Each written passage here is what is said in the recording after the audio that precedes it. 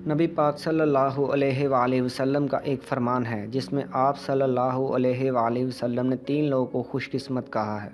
وہ 3 لوگ کون ہیں، اسی بارے میں ہم آپ کو بتاتے ہیں۔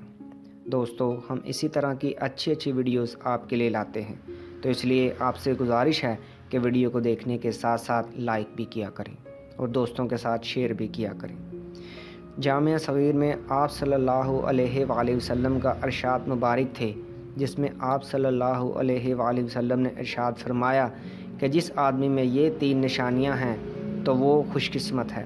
پہلا خوش قسمت انسان وہ ہے جس کی زبان اس کے قابو میں ہو، یعنی وہ کوئی بات کرنے سے پہلے اس بات کو سوچے، پھر اس بات کو تولے کہ کیا میں یہ بات صحیح کہہ رہا ہوں، کس انداز سے کر رہا ہوں، میرا بات کرنے کا انداز درست ہے یا نہیں، اس کے بعد بات کرے۔ اگر مسلمان اس بات کا خیال رکھیں کہ ہم نے کیا بولنا ہے اور کیسے بولنا ہے اور کس وقت بولنا ہے، تو یقین جانیں ایسا مسلمان بہت زیادہ خوش قسمت ہے، بلکہ ایسا کوئی بھی انسان خوش قسمت ہو سکتا ہے۔ اور دوسرے آدمی کے بارے میں بیان فرمایا کہ جس آدمی کا گھر کشادہ ہو، کھلا ہو، وہ بندہ بھی خوش قسمت ہے۔ اس کا مطلب یہ ہے کہ گھر کے دروازے رشتہ داروں کے لیے کھلے ہوں، یہ نہیں کہ بندہ سب رشتہ داروں سے ناراض ہو جائے، کسی کو اپنے گھر نہ آنے دے، ایسا نہیں ہونا چاہیے۔ اس لیے کہ جو بندہ صلح رحمی کرتا ہے، اپنے رشتہ داروں کے ساتھ اچھے تعلقات رکھتا ہے، وہ بندہ خوش قسمت ہوتا ہے۔ اس کی ہر چیز میں اللہ تعالیٰ برکت ڈال دیتا ہے۔ تو اس لیے دوسرا آدمی وہ ہے جس کا گھر کشادہ ہو، کھلا ہو۔ اور تیسرے بندے کے بارے میں فرمایا کہ خوش قسمت آدمی ہے وہ جو اپنے گناہوں پر روتا ہو، یعنی جس بندے کا دل سخت نہ ہو۔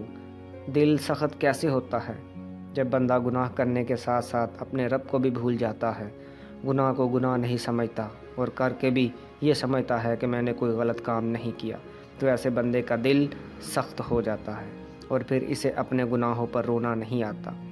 تو جو بندہ اپنے گناہوں پر روتا ہے، چھوٹے گناہ ہوں یا بڑے گناہ ہوں، اللہ تعالیٰ سے معافی مانگتا ہے کہ اللہ میں تیرا بندہ ہوں، بندہ ہونے کی وجہ سے مجھ سے گناہ ہو جاتے ہیں۔ کئی لوگ پوچھتے ہیں کہ ہمیں رونا نہیں آتا، ہم کیا کریں؟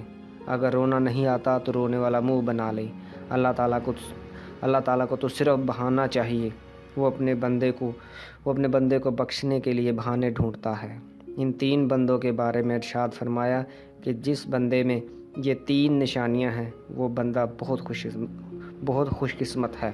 تو ہم سب کو چاہیے کہ یہ 3 علامتیں ہم اپنے اندر پیدا کریں، اور اگر ہمارے اندر یہ 3 علامتیں ہیں تو ہم اللہ تعالیٰ کا شکر ادا کریں۔ دوستو، اگر آپ کو یہ ویڈیو اچھی لگی ہے تو اس ویڈیو کو لائک کریں، چینل کو سبسکرائب کریں اور اپنے دوستوں کے ساتھ شیئر ضرور کریں۔ اور اگر ابھی تک آپ نے ہمارے اس چینل دین 786 کو سبسکرائب نہیں کیا تو ابھی سبسکرائب کر لیں۔ ملتے ہیں کسی اور اچھی سی ویڈیو کے ساتھ، تب تک کے لیے